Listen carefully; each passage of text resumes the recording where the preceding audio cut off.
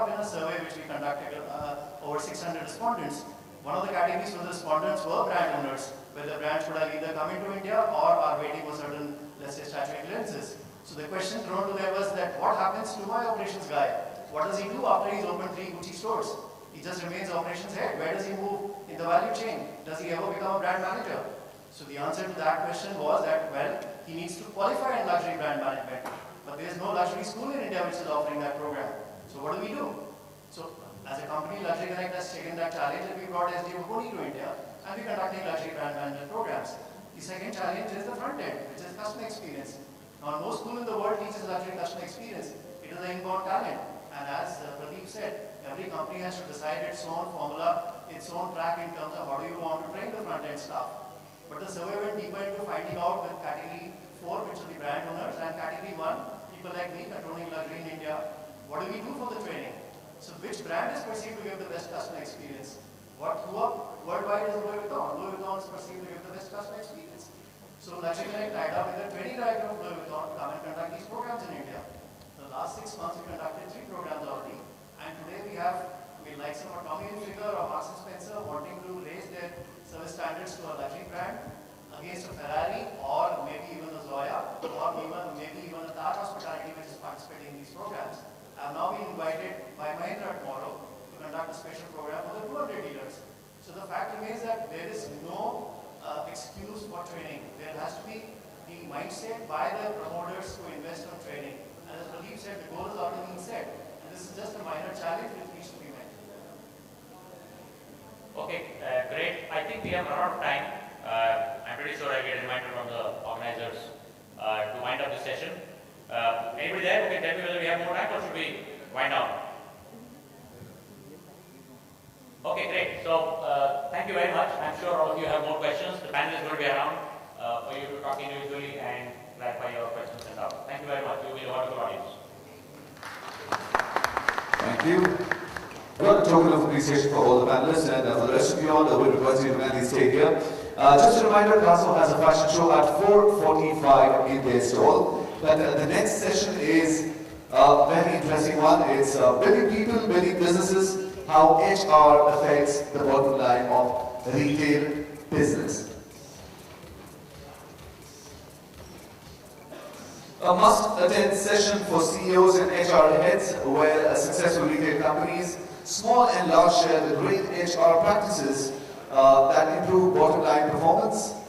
Learn from the retail organizations that have demonstrated the best HR practices and who have seen these translate into direct results for the business.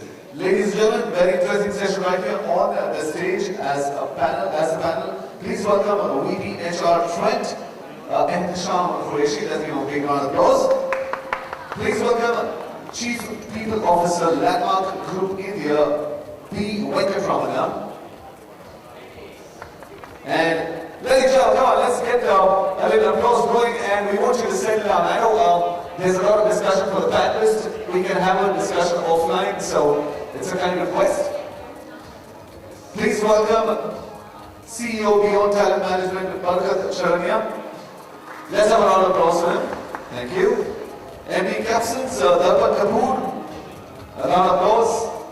Managing Director, Wally Ketan Vyas. HR and Admin in Orbit, Urvi Aradia.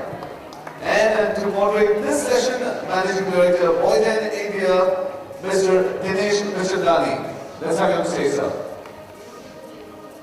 And a request for the gentleman on the right side of the stage, we request you to have a chat outside. We have the next session starting. Thank you. All right, ladies and gentlemen, over to you. Here we go.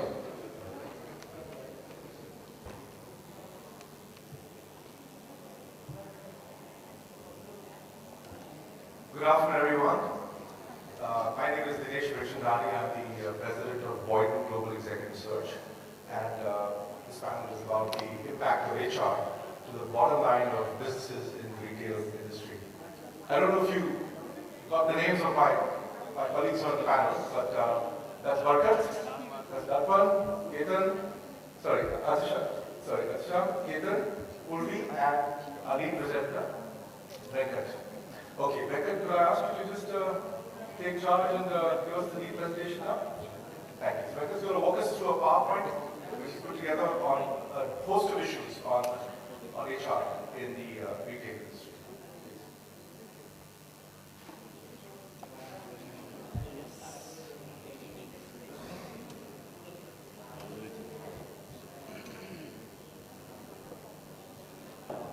I think I'm just saying that there are more panelists here than the audience. So we're just wondering whether we need to wait for the audience or we start off. Or is HR always taken for granted in an organization? Great. So the topic today is building people, building businesses. So how HR affects the bottom line of a retail business. So if you look at it, most of the sessions, and the previous session too, when we were here, the last bit of it, all what was spoken of was about training and getting the right people, retaining them. So that seems to be the challenge. If you look at the three P's of retail, I mean basically product, process, and people.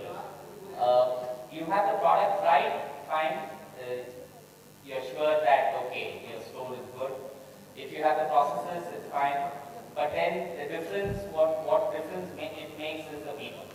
So yesterday in one of the sessions, I don't know whether you were there for that session where Manvi and I think Vijay was there. They were actually kind of talking about a Bata store in one of the streets, I think in Delhi or somewhere where in one street you have the company-owned store and the opposite, there was a franchisee store. The company-owned store actually made about 7,500 rupees business per day, but the franchisee store made about 1,30,000 rupees a day. So, and then what the difference was that the customer service which made the difference, and that is what actually kind of helped in terms of making it. Who makes this difference? It's the people. Ultimately, so that is where people become very critical and important. So what I thought is I would speak in terms of the various functions of HR which determine in terms of recruiting the right person, making sure we retain him, how do we train him, and how do we actually propose retail as a career option for him, because this is a very sunrise industry, a very nascent industry, and people are still wondering whether retail is a good career option, be it a management graduate or be it somebody whom we take from at the bottom of the pyramid. At the bottom of the pyramid, if you look at it, we hire mostly 10th class, 12th class students who actually come in, and the issue is that from the outside the job looks very nice. I mean, a nice store, nice ambience. They think that okay, they've got the best job, and then they come in. And once they come in, standing there for 9 hours, 10 hours, plastic smile at 9 o'clock in the evening when an irate customer comes in is not very easy. And how does he? And what he's paid is minimum wages. And today in our country, minimum wages is about 6,000 rupees. So basically in that, he needs to be motivated to actually kind of ensure that he provides best customer service. So these are challenges that we go through in this industry as far as HR is concerned, especially in the larger formats. Like I represent the Landmark Group in India, which is primarily running Lifestyle, Max, Bar, and these stores in India. We have about 12,000 employees. And the fact is that we've grown almost double our size in the last 3 years. So which meant that we needed to recruit as many people and then retain them. So that has been our challenge. So I'll just run you through in terms of the gist of what happens, how are we managing the show, and I'm sure after that you will have questions for the panel. So primarily I'll talk in terms of the recruitment, how it happens, talent acquisition, talent engagement.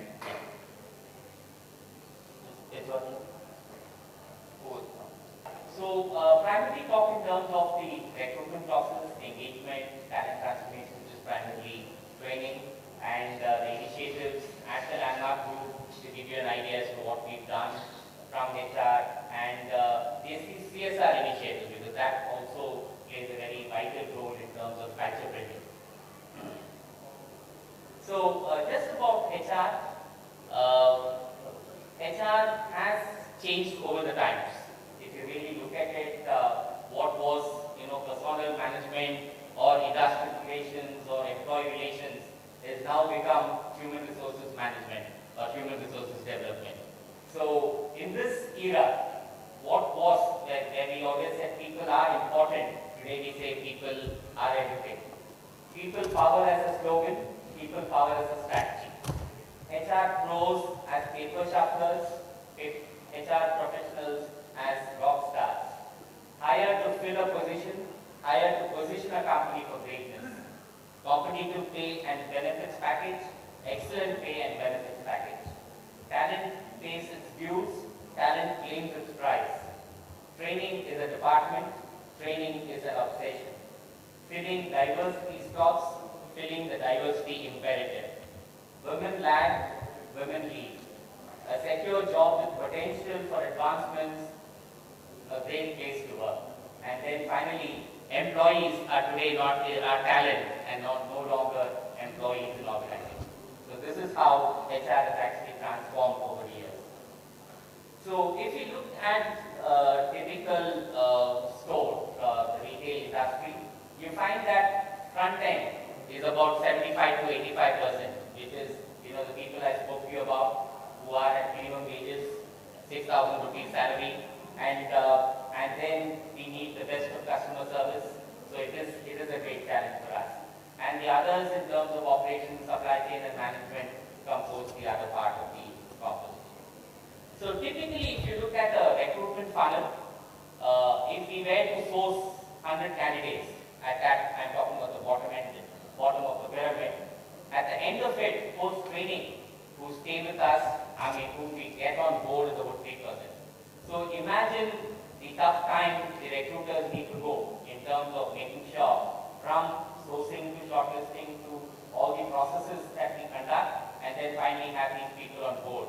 And then at this 3% join us, and then we have an attrition of 50-60%, of which what we call infant mortality, which is in the first 3 months, you find 40% of this 50-60% leaving us.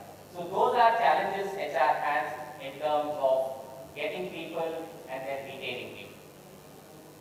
So what challenges are today? Retail requires wide functional range of people. Large volume requirements at store level, which means at the lower end. So if we were to start a lifestyle store, we need a minimum both front end, back end, on rows, off rows, about 350 people to be recruited, which is not easy. There is a supply, but there is a demand, but the supply does not match the demand. So that is the problem today HR faces. There is variety of skill sets and competencies required, because primarily if you look at it today, each job requires different skill sets. And if you have, I'm sure all of you have problems in terms of at a large store, at the cash till, waiting time. So you find that cashier there is not trained enough, the speed is not sufficient, so you need to keep waiting there. So from there to customer service to various skills to be provided in terms of loss prevention and things like that. So there are variety of skills and competencies. The employee cost vis-a-vis total sales, because today it is a thin margin, low margin business. I think today no retailer in India is making money, that kind of money. So given that the margins are very low, so you need to make sure that your employee cost is low. And how do you keep costs low? Because if you really look at it in an Indian scenario compared to maybe the West, where the consumer behavior is that he needs help at the store. Even if you have,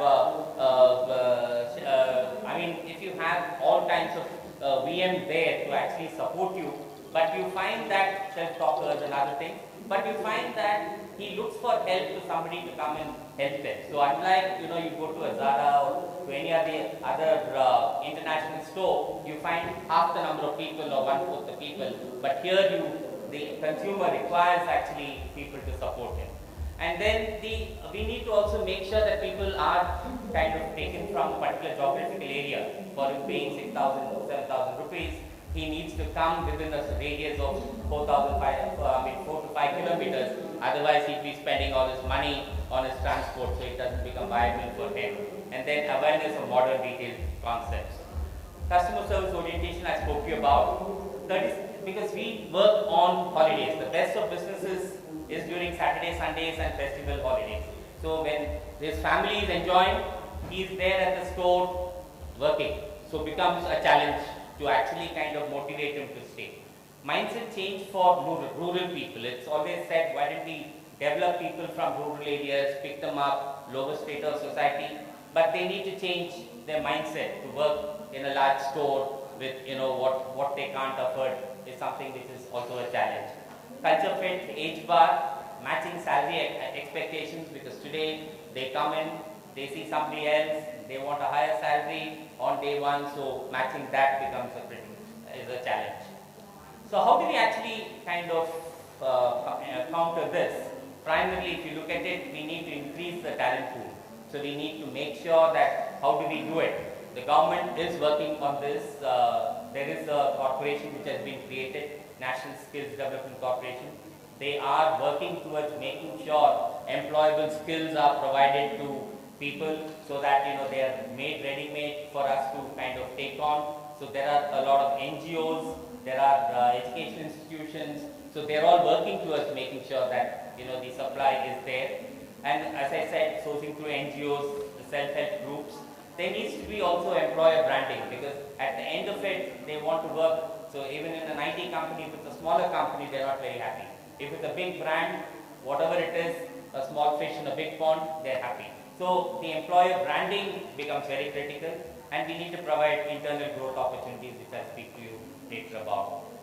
So if you look at the turnover cost, what we see when an employee leaves is just the tip of the iceberg of, rehiring somebody for that role. What happens is there is productivity loss, which actually by the time you get this new person to come up to the level of the old person who left could take 3 to 6 months. And to that extent, you have the loss of productivity. And given this, primarily it happens that the invisible costs are much higher than your visible costs.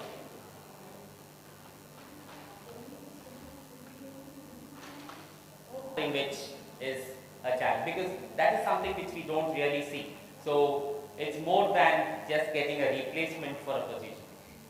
So if you look at challenges in this function, in this industry, like I told you, the industry average is about 50% per year.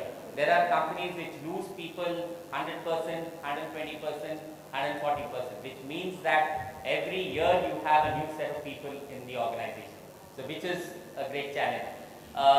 Career development, these are flat structures. You have CSRs for the frontline people, then you have department managers, and then you have the store manager. So people, for them to provide growth for them becomes critical, because it is actually a very flat structure and becomes difficult for people to move. If you look at remuneration, people cost, we need to keep it low, because today ideally 6%, 5 to 6% is what could be people cost, but if you go more than that, the business can't afford the cost. Job satisfaction, monotony of the job, I spoke to you, working on holidays, festival days, long hours, physical stress, work-life balance, because they spend almost their weekends here, Saturdays, Sundays, long hours, leading. The most important is also in terms of providing fair and respect for them, because today as an industry, maybe if you look back, the BPO industry went through this challenge some time back. Say 12 years ago or 15 years ago when BPO just came into this country, people were not willing to work in call centers. So primarily the same problems they had, which today the retail industry is going through. So we definitely see that we need to provide respect and fair treatment, because what happens is they may have genuine reasons.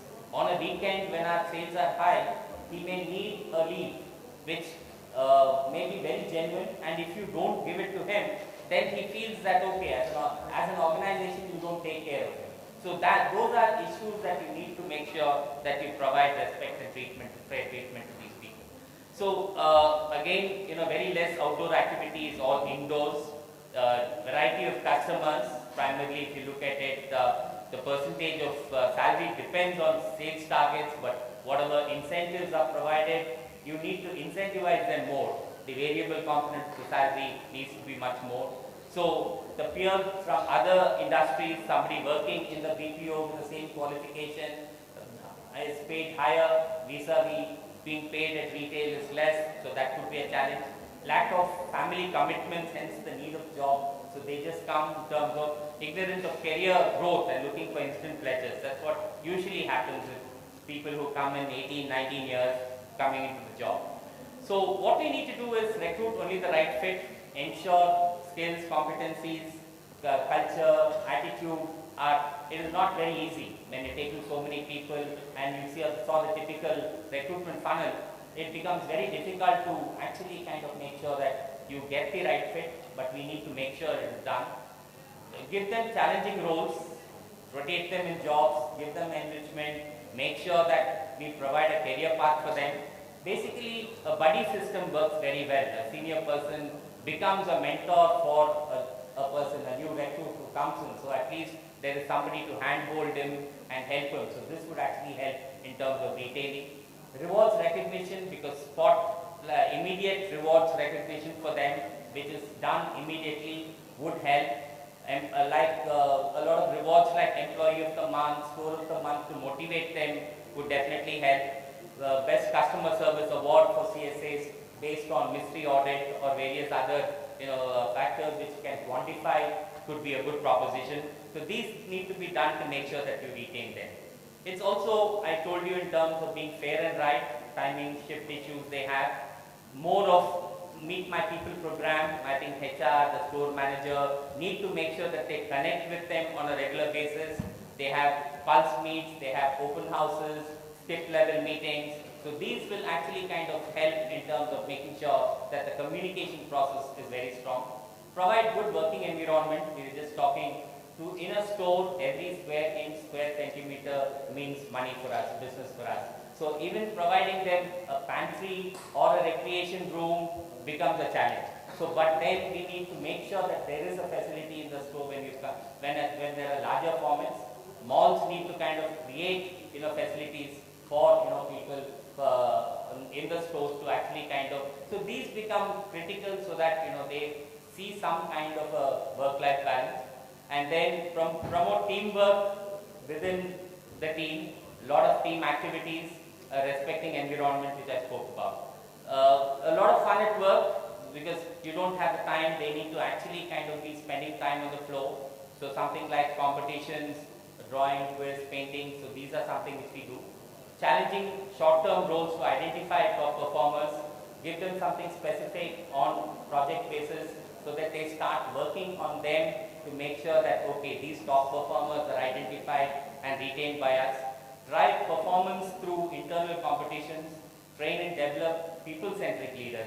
Because today, people don't leave an organization because they don't like the organization.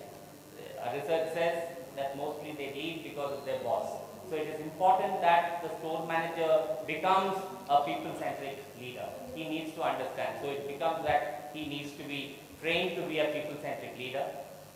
Fair and just performance management, because it needs to be a performance-driven culture for him to look forward to great career with us. Morning briefings, which usually happen in the store before the store opens. Local festivals are celebrated in the store. So basically you have Ethnic Day, Diwali, or in the South Pongal, and things like that.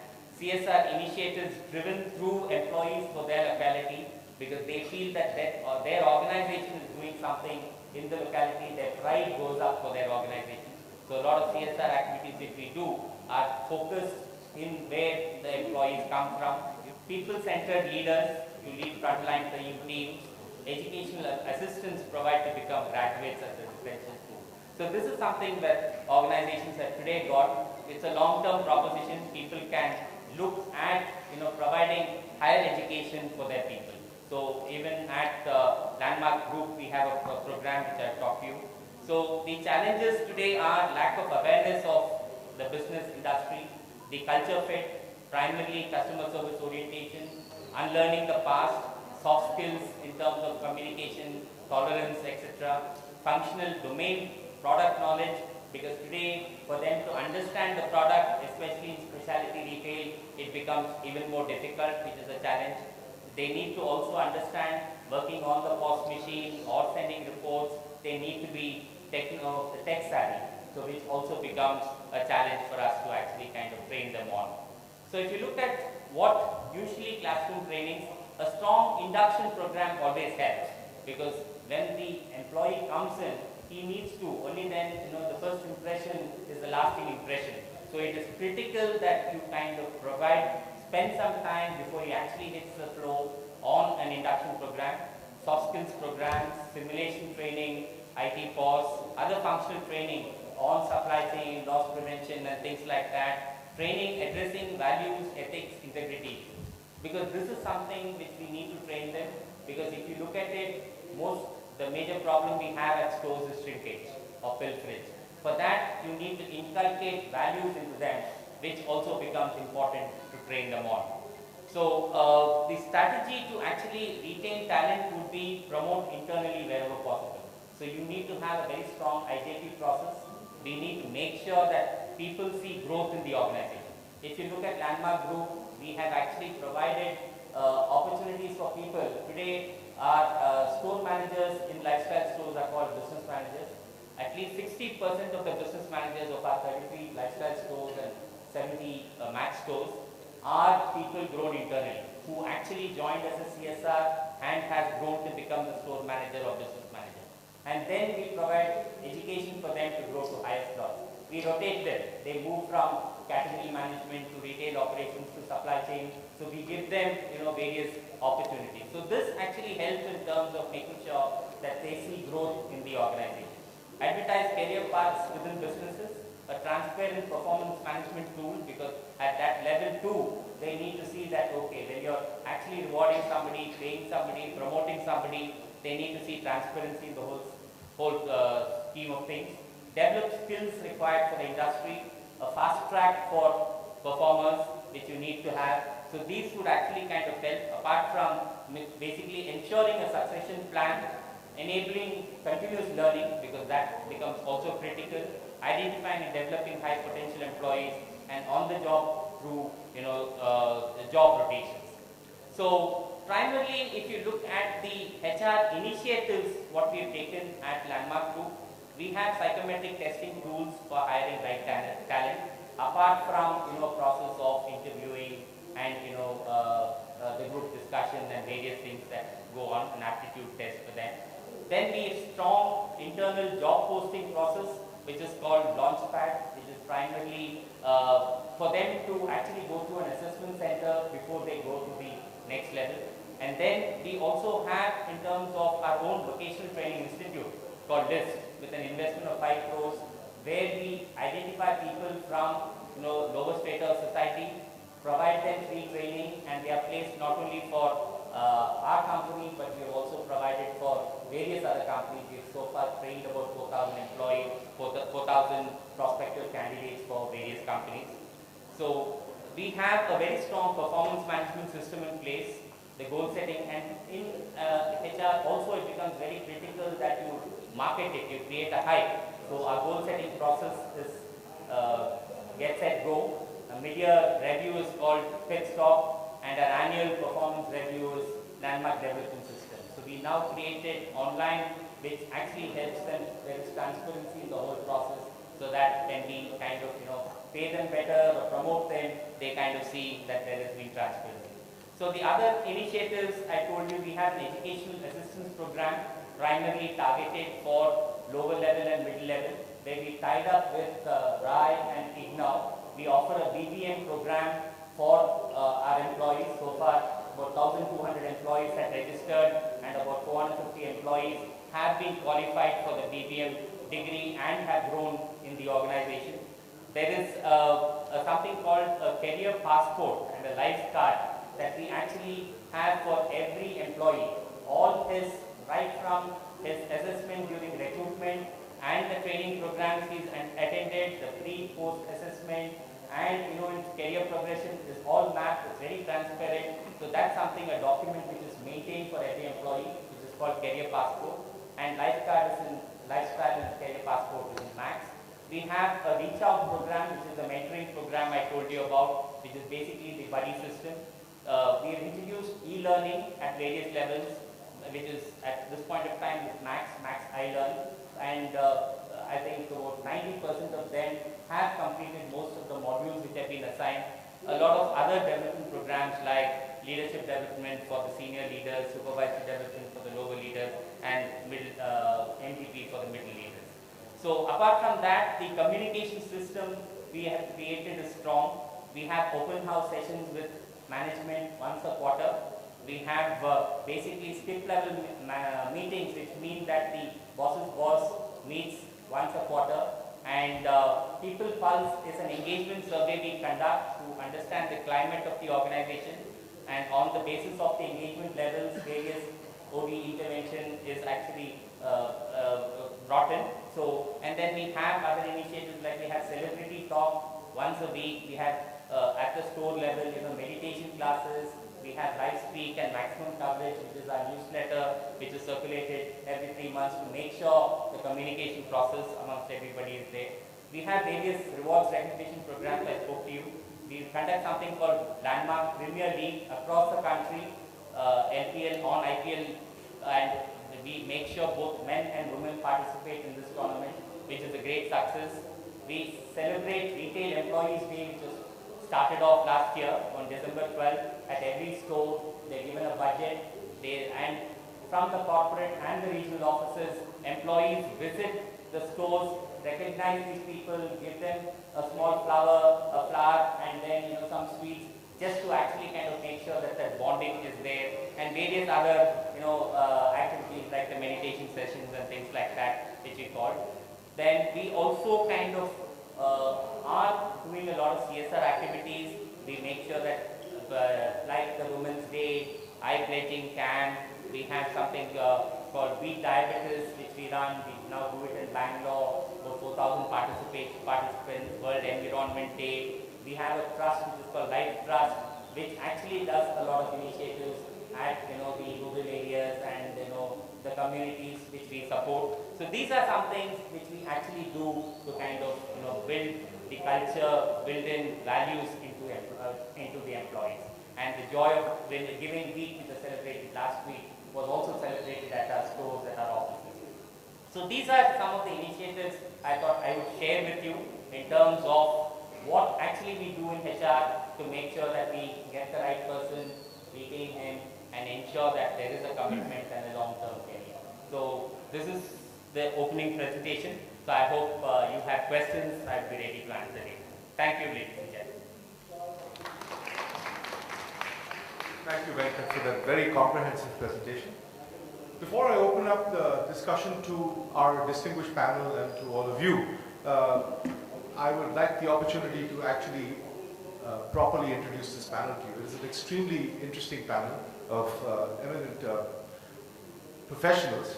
We have 3 practicing HR professionals. We have 2 retail entrepreneurs, and we have a person who serves the retail industry in terms of recruitment services. So if I may, I'll just very quickly introduce them one by one. At the extreme end out there is Mr. Barkat Charania, who is the CEO of Beyond Talent Management Private Limited.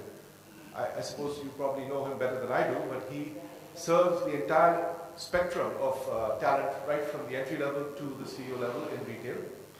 Barkat is currently, he's a business management graduate from Symbiosis and is actually pursuing his PhD, and he has over a decade of hands-on experience in recruitment. Right next to him is Mr. Darpan Kapoor, who is the MD of Capsons. He's the first of our 2 entrepreneurs. Capsons is in the business of retailing leading fashion brands in North India. It has been in existence for 23 years. It has a turnover of nearly 500 crores and employs 1,400 people. Next to him is Atisham Siddiqui, who's the head of HR of Trent Hypermarket. Atisham is a career HR professional of 20 years. In the first 8 years, he actually was working in the manufacturing and industrial sector before turning to retail. So he has a load of experience in HR. And next to him is Urvi.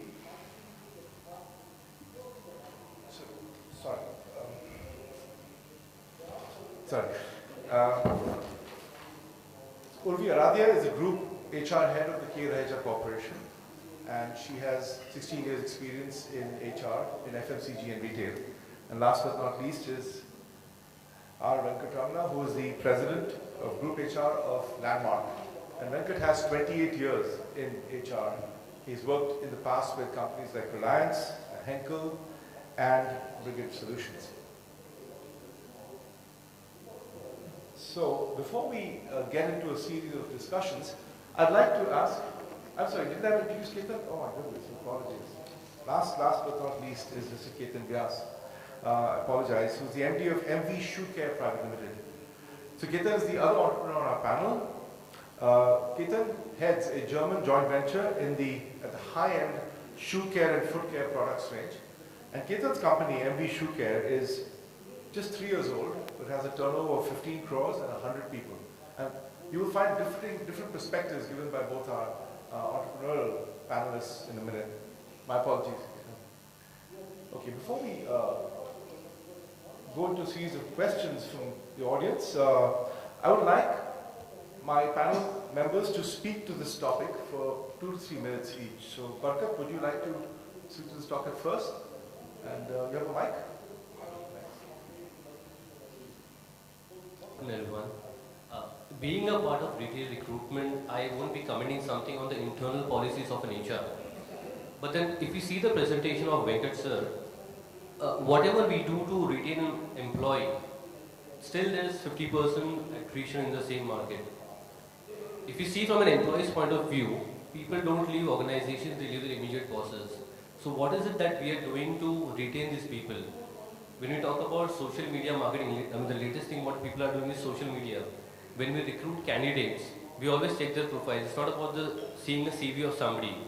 It's about checking his social media, what he does on Facebook, what are his LinkedIn accounts, is he an active job seeker or a passive job seeker. Similarly, a candidate would again go and see who is his immediate boss, would actually go to his profile and check his profile, whether what kind of person he is, was he a dominated person or how does he take it. So what are we doing to, I would like to hear from the other panelists, what are the internal things other than Mr. Venkat, what they're doing here. Good evening everybody, I'm Darpan and this is the first generation business. Started in 89 and I'm one guy who has gone through all the processes. From a salesman to the accountant to logistics manager to VM guy, all the processes I have gone through and I have understood the company, the business so well that retail is probably the easiest business to do in this part of the country. Especially if you have a team whom you understand or they understand you, both ways, and you are telling them, you are capable of telling them what you expect out of them. It's a tough line. Retail customer services are increasing. Customer is asking more, better experience day by day. So changing from the old employees what you have and getting in the new employees is one big challenge which needs to be worked in such a way that the organization doesn't get disturbed at any given time. It's a challenge all of us are going through, especially when a business which started old comes with a heritage problem as well as heritage values. So we are working on it and has been successful till now. Inshallah, the next year also will do much better. Thanks. Hello everyone. It's a pleasure to be amongst the entrepreneurs here, but it's also a tough situation as an HR professional to sit here and justify your existence. Because the topic is about how HR adds to the bottom line, and that's a fair question. All of us have to justify our existence, and every business organization definitely asks this question for any function, any individual. And I think we as HR professionals owe that answer. And thank you, Venkat, for making my job easy. So you've really established what we do, so in some way it makes things easy. When you look at people function in general, while any action or programs that you have has to add to the bottom line, otherwise it has no place in the business, either directly or indirectly. But difficult thing is, it's always difficult to establish a direct correlation with what you do and how it links to bottom line. There are ways to do it though. There are some things which are hard facts, the amount of money that you spend on recruiting and things which are very obvious, that can be measured, and the more you save, the more you add to the bottom line. But if you see, the softer aspects are the ones which are difficult to measure, but they have greater impact on people, customers, bottom line. First of all, I would say is there is a lot of research available that shows relationship of, take for instance, engaged workforce on bottom line. So as HR professionals, how well we are able to facilitate engagement of people is an evidence of the fact that you're impacting bottom line even though you can't measure it. Okay, so I would, from my own experience, like to share one practice which we follow, which helps us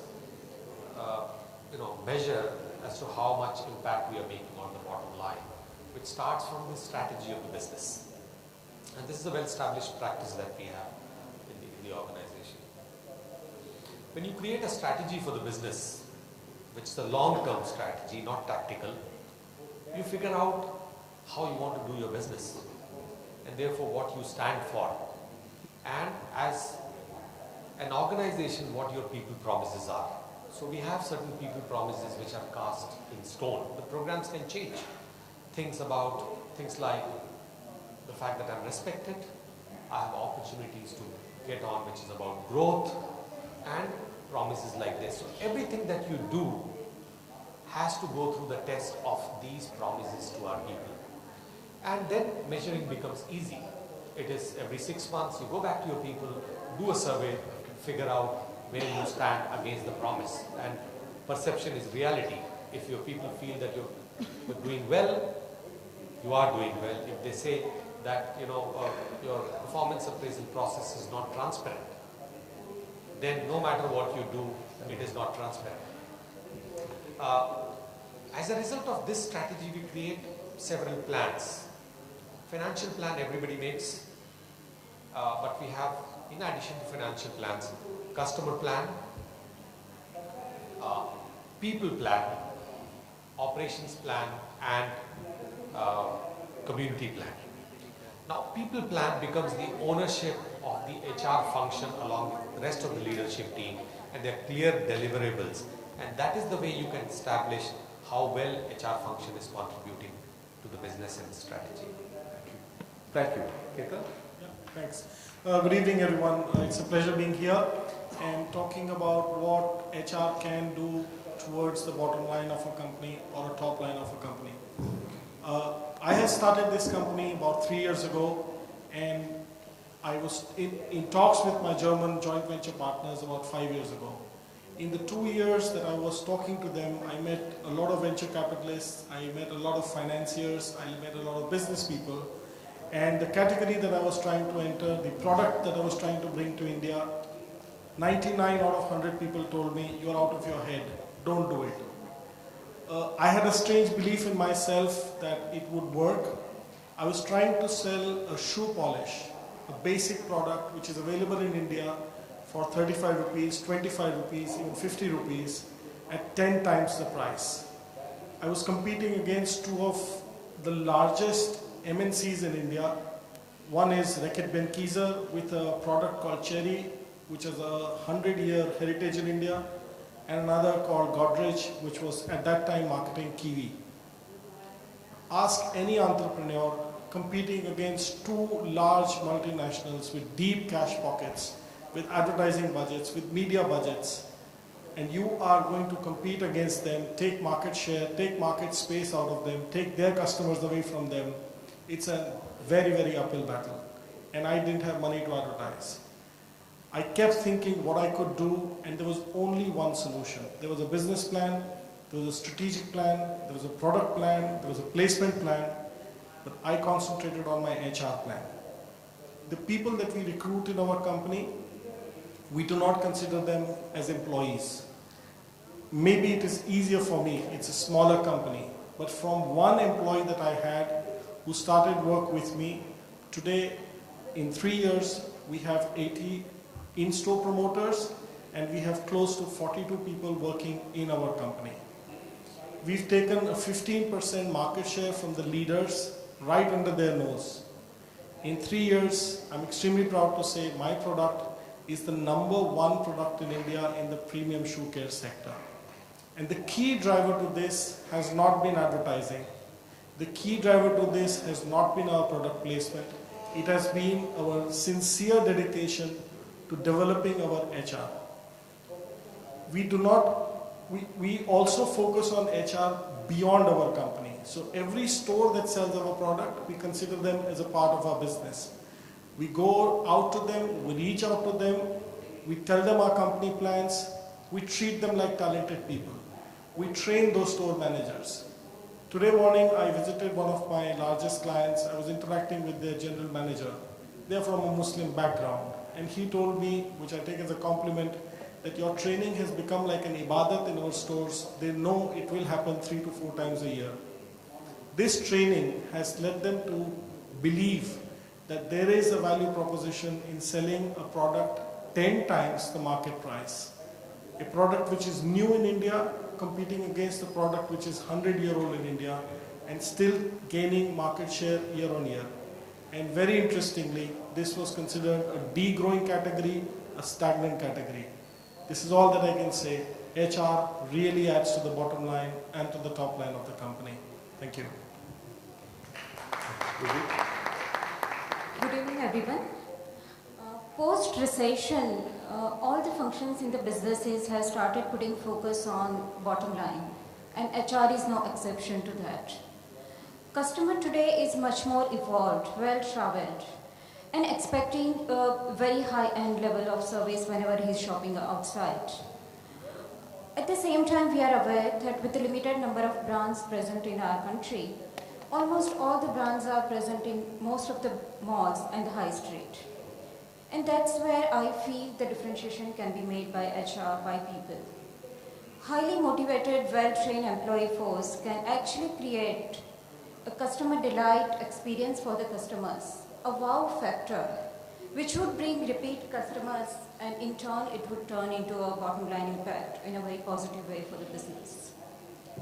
I would like to share just about a couple of examples or practices what we at Inorbit Malls have been very successfully following up in recent times.